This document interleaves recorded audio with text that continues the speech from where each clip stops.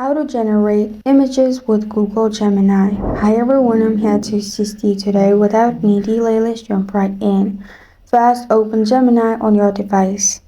Here, simply log into your account. After you're logged into your account, click on the plus icon at the bottom left. Here, click on Gallery or all these sources that you want to add image from. I'm simply selecting Gallery. Then at the bottom, I'm scrolling to the picture, select the picture and press on Add.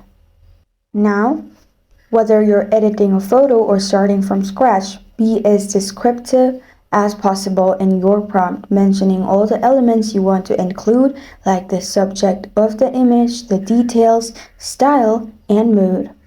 I'm simply gonna type in change the background color to red and send. It will load for some time, and after you're being descriptive, it will simply give you as you have wrote in your prompt.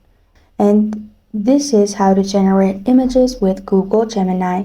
Thank you for joining me today. If this video helps you out, please leave a like and subscribe for more. Got a question or want to suggest a topic? Comment below. Thank you for watching.